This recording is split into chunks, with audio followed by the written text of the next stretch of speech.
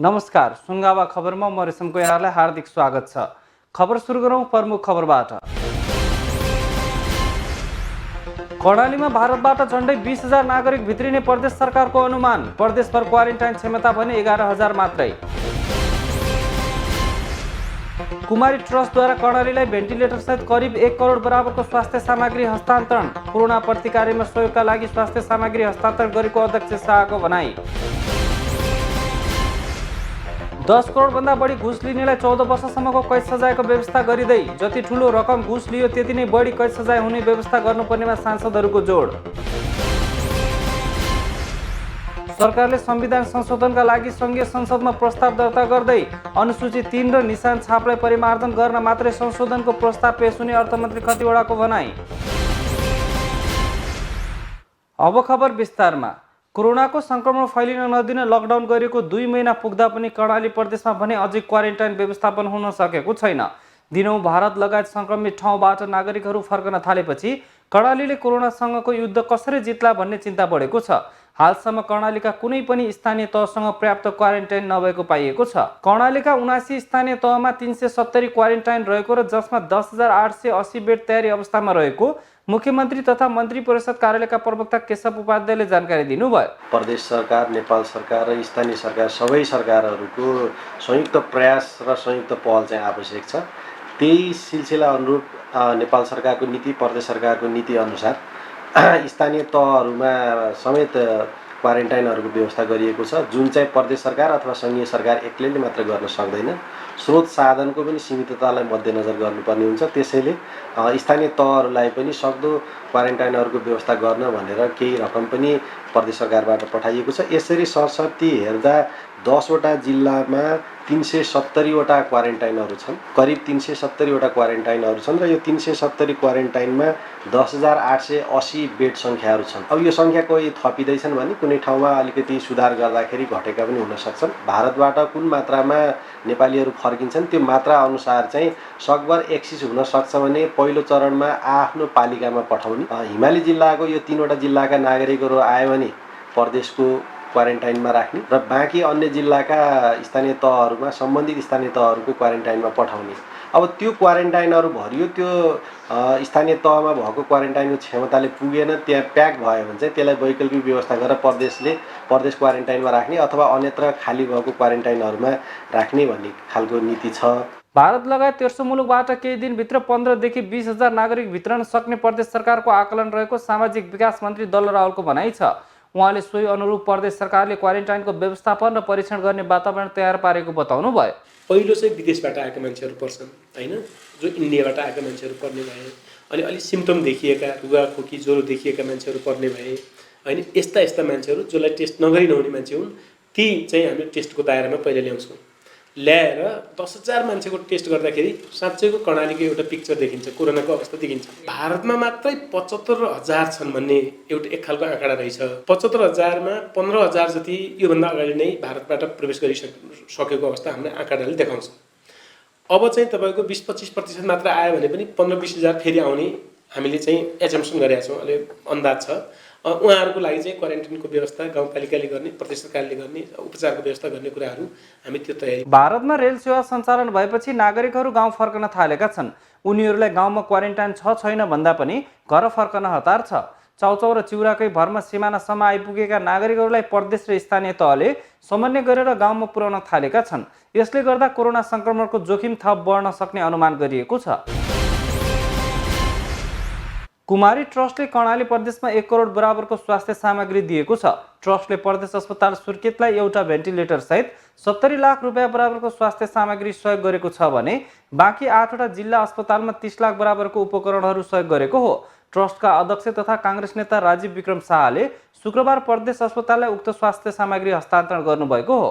स्वास्थ्य सामग्री हस्तान्तरण गर्दै उहाँले आफ्नो ट्रस्टका तर्फबाट प्रदान गरिएको सामग्री सञ्चालनका लागि पनि सहजीकरण हुने गरी तालिम सञ्चालन गर्ने प्रतिबद्धता जनाउनु भएको छ।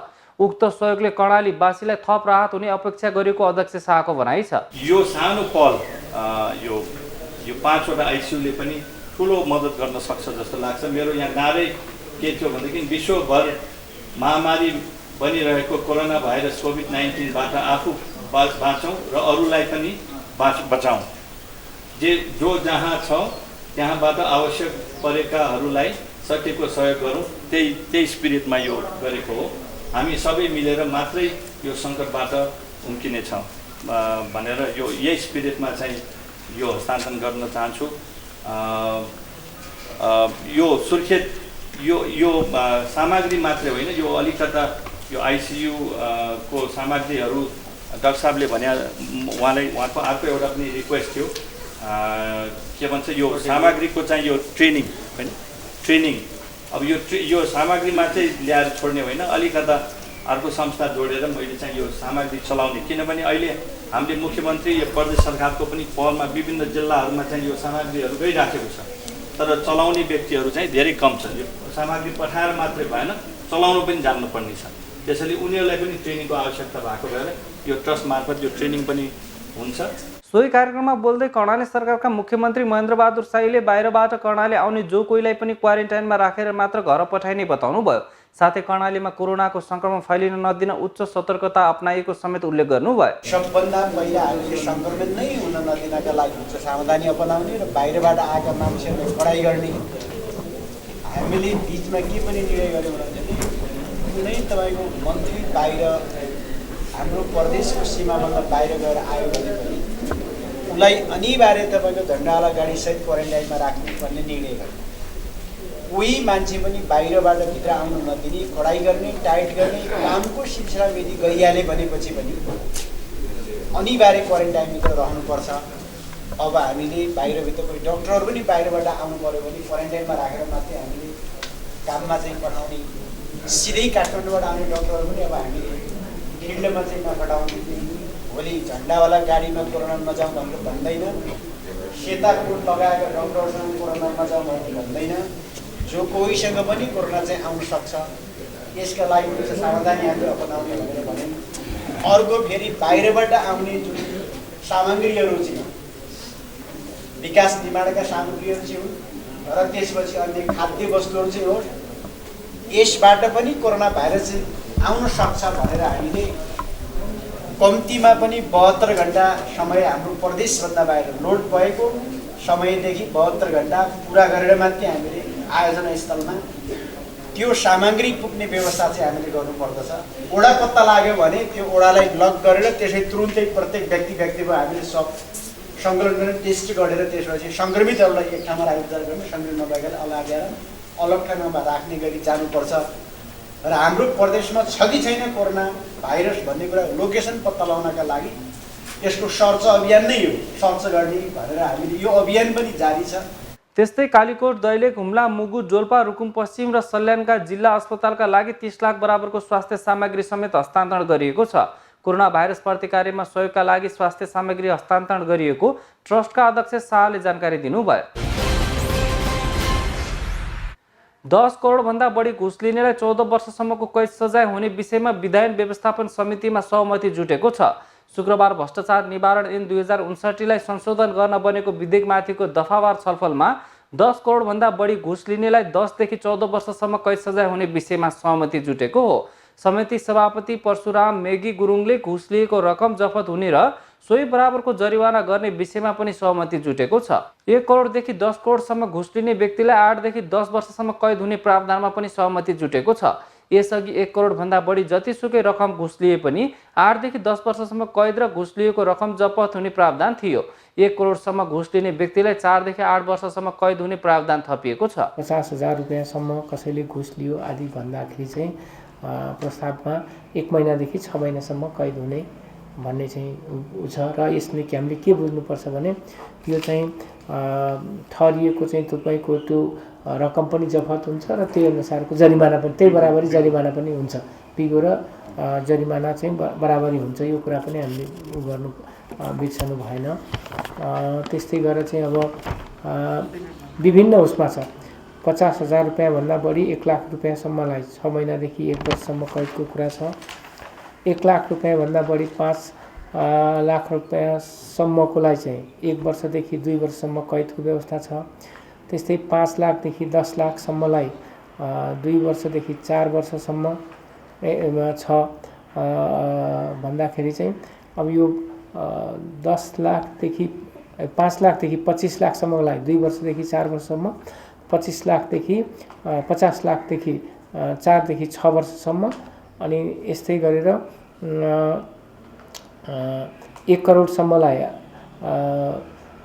4 वर्षदेखि 8 वर्षसम्म, यस्तै 1 करोडभन्दा बढी 10 करोडसम्मलाई 8 वर्षदेखि 10 वर्षसम्म र 10 करोडभन्दा माथिलाई चाहिँ 10 वर्षदेखि 14 वर्षसम्म कैद सजाय गर्ने कुरामा हाम्रो सहमति भएको छ। दफावार छलफलमा सांसद रामनारायण बिडारीले घुस लिएको प्रमाणित भएमा अभियुक्तको मात्रै नभएर सपरिवारको सम्पत्ति जफत हुने व्यवस्था गर्न सके भ्रष्टाचार नियन्त्रणमा सहयोग पुग्ने बताउनु भयो। जस्तो कि अब मेरो सम्पत्ति जफ्त हुनु, मेरो स्वानीको, मेरो छोरोको, मेरो छोरीको सबैको छुट्याएर गरेर मेरो मात्रै भन्ने हुन्छ नि, त्यस्तो गर्यो भने फेरि अब छोरीको नाममा राखेको छ सम्पत्ति खुस्काएर, स्वानीको नाममा राखेको छ सम्पत्ति खुस्काएर, त्यसकारण एका सगोलका परिवारका मान्छेहरूको सम्पत्ति समेत जफ्त हुने गर्न हामी सक्यौँ भने भ्रष्टाचार चाहिँ निर्मूल अथवा नियन्त्रण हुन्छ। निर्मूलता के होला? निर्मूलता मृत्युदण्ड दिँदा नि हुँदो रहेछ।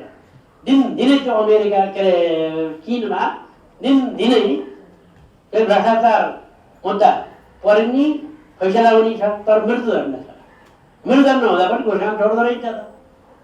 त्यसो भएको हुनाले अलिकति यो भ्रष्टाचार मुद्दा र अरू मुद्दा फरक विषय हो भन्ने कुरो पार्न चाहिँ हामीले सकेको छैनौँ भन्ने मलाई अनुभूति। सांसद पर्मिला कुमारीले जति ठुलो रकम घुस लियो त्यति नै बढी कैद सजाय हुने व्यवस्था गर्नुपर्ने बताउनु भयो। अर्बौं रुपियाँ घोटाला गर्नेलाई कम्तीमा पनि 20 वर्ष कैद सजाय हुनुपर्ने उहाँले बताउनु भयो। 10 वर्षदेखि 20 वर्षसम्मको व्यवस्था हुनुपर्छ, किनकि यो भ्रष्टाचारमा कतिपय देशहरूमा मृत्युदण्डको पनि व्यवस्था छ। त्यसैले यो अरबौं रुपियाँ त हाम्रो देश गरिब छ, त्यसमा अरबौं रुपियाँ घोटाला गरियो भने 8 देखि 10 वर्षसम्म कैद मात्रै बसेर कति पुस्तासम्म उनीहरू के अरे सुख मौजको साथ बस्छन्, तर सारा नेपाली जनता दिनानुदिन पछि नै परिरहन्छ। त्यसैले त्यो दृष्टिकोणले म के भन्न चाहन्छु भने त्यस्तो भ्रष्टाचारीलाई कम्तीमा 10 वर्षदेखि कसुरको मात्रा अनुसार 10 वर्षदेखि 20 वर्षसम्म कैद हुनुपर्छ। नेपाल अन्तर्राष्ट्रिय भ्रष्टाचार विरुद्धको महासन्धिको पक्ष राष्ट्र भएकोले सरकारी निजी क्षेत्र तथा राजनीतिक क्षेत्रमा हुने भ्रष्टाचार नियन्त्रणलाई व्यवस्थित गर्न पनि ऐन संशोधन थालिएको उहाँले बताउनु भयो। ऐन संशोधन पछि सरकारी सेवाका क्षेत्र तथा निजी क्षेत्र र राजनीतिक क्षेत्रमा कुन तहसम्म जान सकिन्छ भन्ने विषयको टुङ्गो लाग्ने उहाँले बताउनु भयो। सरकारले संविधान संशोधनका लागि संघीय संसदमा प्रस्ताव दर्ता गर्ने भएको छ। शुक्रबारको मन्त्री परिषद बैठकले नेपालको संविधानको अनुसूची 3 लाई संशोधन गर्ने निर्णय गरेको हो। अनुसूची 3 मा रहेको नेपालको निशान छाप भित्र रहेको नक्सालाई वास्तविक सीमा अनुसार मिलाउन संविधान संशोधन गर्ने निर्णय भएको सरकारका प्रवक्ता डाक्टर युवराज खतिवड़ाले बताउनु भयो। अर्थ तथा सञ्चार मन्त्री समेत रहनुभएका प्रवक्ता डाक्टर खतिवड़ाले अनुसूची 3 र निशान छापलाई परिमार्जन गरेर मात्रै संविधान संशोधनको प्रस्ताव पेश हुने बताउनु भयो। नेपालको संविधानको अनुसूची 3 मा नेपालको संविधानको धारा 9 को उपधारा 2 सँग सम्बन्धित अनुसूची 3 को सट्टा यसै साथ संलग्न भए बमोजिमको अनुसूची 3 राखिएको छ। त्यो अनुसूची 3 मा नेपालको निशान छाप छ र त्यो निशान छाप परिवर्तन गर्नुको कारण चाहिँ नेपालको संविधानको अनुसूची 3 मा रहेको नेपालको निशान छापभित्र अङ्कित नेपालको नक्सालाई नेपालको वास्तविक सीमा अनुरूप मिलाउन आवश्यक भएकोले यो संविधान संशोधन गर्नु परेको र मूलतः यो अनुसूची 3 र निशान छापलाई संशोधन गर्न मात्रै प्रयोजनको लागि संविधान संशोधनको प्रस्ताव संघीय संसदमा पेश गर्ने निर्णय मन्त्री परिषदले गरेको हो। नक्सा जारी गरेपछि उत्पन्न विवाद समाधानका लागि सरकारले वार्ताको प्रयास गरिरहेको उहाँले बताउनु भयो। कूटनीतिक माध्यमबाट वार्ता गरी समस्या समाधान हुनेमा सरकार आशावादी रहेको उहाँले बताउनु भयो। यो नक्सा जारी गरिसकेपछि